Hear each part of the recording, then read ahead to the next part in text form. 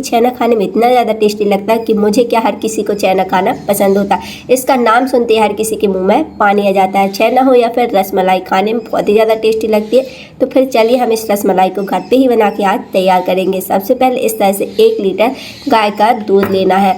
जो छेना वगैरह होते हैं वो गाय के दूध में ही अच्छे बनते हैं, तो आप इस तरह से गाय का ही दूध लीजिएगा। छेना बनाने के लिए एक कढ़ाई लेंगे, इसमें थोड़ा सा पानी डाल देंगे। जो दूध लिया है ना उसको हम इसी में डाल देंगे। हाई फ्लेम में दूध को अच्छी तरह से पका के तैयार करेंगे। इसको लगातार चलाते रहेंगे ताकि नीचे दूध चिपके ना। इसको चलाते रहेंगे। अगर आप चैनल पर नए हो और चैनल को सब्सक्राइब नहीं किया है ना तो प्लीज़ पहले मेरे चैनल को सब्सक्राइब जरूर से कर लीजिएगा। तो यहाँ पे हमारा दूध गर्म होना स्टार्ट हो गया। अब हमने यहाँ पे ले लिया है 1 कटोरी में 2 चम्मच नींबू का रस। अगर आपके पास नींबू का रस नहीं है तो आप इसकी जगह विनेगर भी ले सकते हैं। नींबू के रस में थोड़ा सा इस तरह से पानी डाल देंगे और अच्छी तरह से मिक्स कर लेंगे। जब हमारा दूध इस तरह से उबलने लगे गैस का फ्लेम लो कर देंगे और 1-1 चम्मच करके इस तरह से नींबू के रस को डालते जाएंगे। एक साथ नहीं डालेंगे। अगर हम एक साथ डालेंगे तो एक ही जगह से हमारा दूध फटना स्टार्ट होगा, इसलिए हम इसको इस तरह से घुमाते हुए डालेंगे। 1 चम्मच डालेंगे, उसके बाद इस तरह से मिक्स कर लेंगे। दूसरी चम्मच डालेंगे। इसी प्रोसेस से हम सारे नींबू के रस को डालेंगे। एक साथ कभी भी छेने में नींबू का रस मत डालेगा। एक साथ डालने से क्या होता है, छेना एक ही जगह से फटने लगता है और दूसरी जगह से बिल्कुल भी अच्छी तरह से नहीं फटता। इसलिए आप इस तरह से थोड़ा थोड़ा करके ही डालेगा। तो यहाँ पे हमने पूरे रस को इसमें डाल दिया है और लगातार इसी तरह से चलाते रहेंगे। 2 मिनट बाद देखेंगे तो हमारा इस तरह से छेना जो है पूरी तरह से अलग हो चुका है। अब हम इसे 2 मिनट के लिए इसी तरह से छोड़ देंगे ताकि पानी और छेना पूरी तरह से अलग अलग हो जाए। 2 मिनट बाद देखेंगे तो यहाँ पे हमारा छेना जो है पूरी तरह से पानी छोड़ चुका है। इसको छानने के लिए हमने यहाँ पे एक छन्नी ले ली, उसके ऊपर इस तरह से एक कॉटन का कपड़ा लगा दिया है। अब जो हमने छेना लिया है ना उसको हम इसी में इस तरह से छान लेंगे। तो यहाँ पे हमने इस तरह से छेने को छान लिया है। इसको छानने के बाद डायरेक्टली हम इस तरह से ठंडा पानी डाल देंगे ताकि इसमें जो नींबू का रस डाला है ना वो खट्टा होता है, ताकि हमारा छेना बिल्कुल भी खट्टा ना लगे। और इस तरह से धुल लेंगे। इसको अच्छी तरह से धुलने के बाद इस तरह से इसकी पोटली बना लेंगे और इसको 10 मिनट के लिए इसी तरह से छोड़ देंगे। अगर आप चैनल पर नए हो और चैनल को सब्सक्राइब नहीं किया है ना तो प्लीज़ पहले चैनल को सब्सक्राइब जरूर से कर लीजिएगा ताकि मैं जो भी नई वीडियो डालूँ उसका नोटिफिकेशन आपको सबसे पहले मिल सके। तो हमने इस तरह से इसकी पोटली बना के इस तरह से रख दी है। 10 मिनट बाद देखेंगे तो इसका नमी जो है पूरी तरह से सूख चुकी है। इसको हमको ज़्यादा नहीं सुखाना, बस हल्का सा ही सुखाना है। अब हमने यहाँ पे इस तरह से एक फ्लैट थाली ले ली। जो हमने छेना बना के तैयार किया था ना उसकी हल्की सी नमी सूख चुकी है। अब हम इसमें छेने को इस तरह से डाल देंगे और हथेलियों की मदद से इस तरह से प्रेस करते हुए इसको अच्छी तरह से मैश कर लेंगे। इसमें यही प्रोसेस रहती है। अगर आप इसको अच्छे से कर लेंगे ना तो आपका छेना एकदम परफेक्टली हलवा स्टाइल बन के तैयार हो जाएगा। अब हम इसको अच्छी तरह से इस तरह से मैश करते जाएंगे। इसमें टाइम ज़रूर लगता है लेकिन छेना खाने में बहुत ही ज़्यादा टेस्टी लगता है। बस हम हल्के हाथ से इस तरह से प्रेस करते जाएंगे। इसको हमने लगातार 10 मिनट के लिए इस तरह से प्रेस कर लिया। अब हमने यहाँ पे 1 चम्मच ले लिया है मैदा। अगर आपके पास कॉर्नफ्लोर हो तो आप इसमें कॉर्नफ्लोर ही डालिएगा। अगर आपके पास कॉर्नफ्लोर ना हो तो आप इस तरह से मैदा भी डाल सकते हैं।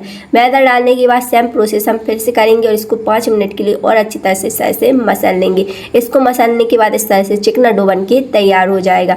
जैसे इस तरह से चिकना डो बन जाएगा अब हम इसकी इस तरह से छोटी छोटी इस तरह से बॉल्स बना के तैयार कर लेंगे। आप गोल शेप में बनाएं या फिर लंबे शेप में बनाएं, खाने में दोनों ही अच्छी लगती हैं। तो हमने यहाँ पे थोड़े से इस तरह से गोल बना लिए और बाकी के हम इस तरह से लंबे बना के तैयार कर लेंगे। बस हल्का सा इस तरह से मिश्रण लेते जाना है और इस तरह से छेने बना के तैयार कर लेंगे। ठीक इसी तरह से हम सारे छेने को बना के तैयार कर लेंगे। देखिए मैं आपको शेप दिखा रही हूँ एकदम परफेक्टली। जो हम बना के तैयार कर रहे हैं ना इसका डबल साइज का छेना जो है हो जाएगा, इसलिए आप इसको थोड़ा छोटा ही बनाइएगा क्योंकि ये चाशनी में जाते ही डबल हो जाता है। तो हम इसी तरह से सारे छेने को बना के तैयार कर लेंगे। इसमें हल्के से क्रैक्स भी रहे ना तो उससे कोई नहीं होता। आप इस तरह से सारे छेने को इस तरह से बना के तैयार कर लीजिएगा। तो यहाँ पे हमने इस तरह से छेने बना के तैयार कर लिए। अब हम इनको साइड में रख लेंगे। छेने के लिए अब हम चाशनी बना के तैयार करेंगे। उसके लिए यहाँ पे हमने कढ़ाई रख दी। अब हम इसमें 500 ग्राम चीनी डालेंगे, साथ ही में इसमें पानी डाल देंगे और चाशनी बना के तैयार कर लेंगे। वैसे तो छेने की चाशनी जो है पतली ही बनती है, इसलिए आप इसमें ज़्यादा ही पानी डालिएगा। तो यहाँ पे हमने इसमें पानी डाल दिया है। पानी डालने के बाद इस तरह से मिक्स कर लेंगे और इसकी चाशनी बना के तैयार कर लेंगे।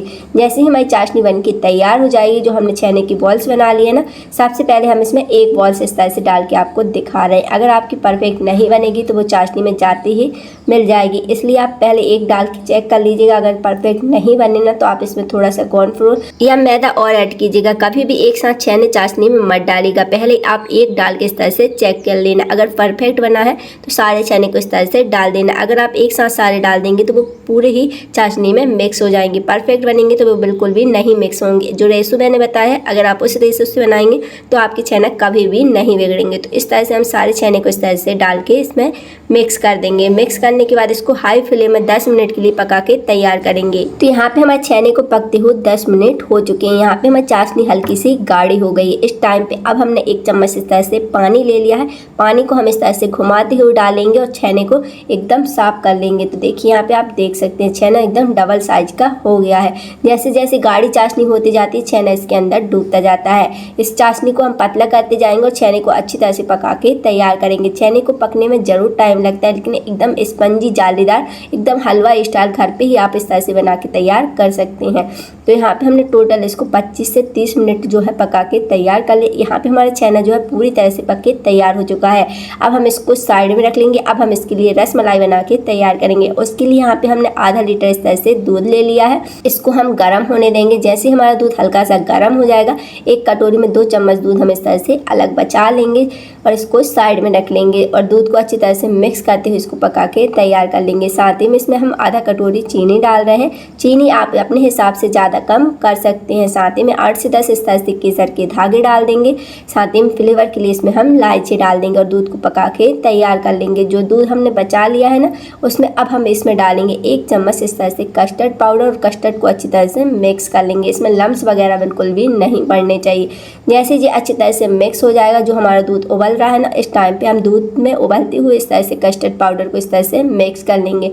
मिक्स करने के बाद इसको हम 2 से 3 मिनट के लिए और पका के तैयार करेंगे। तो यहाँ पे हमारा कस्टर्ड मिल्क जो है बनके तैयार हो चुका है। अब हम इसको साइड में रख लेंगे और इसको ठंडा होने देंगे। तो यहाँ पे हमारा दूध ठंडा हो रहा है तब तक हम छेने को चेक कर लेते हैं। तो देखिए यहाँ पे हमारा छेना भी अच्छी तरह से परफेक्टली बनके तैयार हो चुके हैं। अब छेने को हम छान लेंगे। एक छन्नी की मदद से हम इस तरह से छेने की चाशनी पूरी तरह से अलग कर लेंगे और छेने को अलग कर लेंगे। अब जो हमारी रसमलाई ठंडी हो गई है ना जो हमने छेने को छान लिया है उसको हम इसी में इस तरह से डाल देंगे और अच्छी तरह से मिक्स कर लेंगे। तो यहाँ पे हमारा थोड़ी पैन छोटा पड़ रहा है तो अब हम इसको दूसरे बॉल में इस तरह से ट्रांसफ़र कर लेंगे। तो यहाँ पे हमने इसको इस तरह से दूसरे बॉल में इस तरह से ट्रांसफ़र कर लेंगे। तो देखिए यहाँ पे हमारे देखने में रसगुल्ले कितने ज़्यादा टेस्टी लग रहे हैं। इससे ज़्यादा खाने में भी टेस्टी लगेगा। आप एक बार इस तरीके से छेना बना के खाएंगे ना तभी आपको यकीन होगा।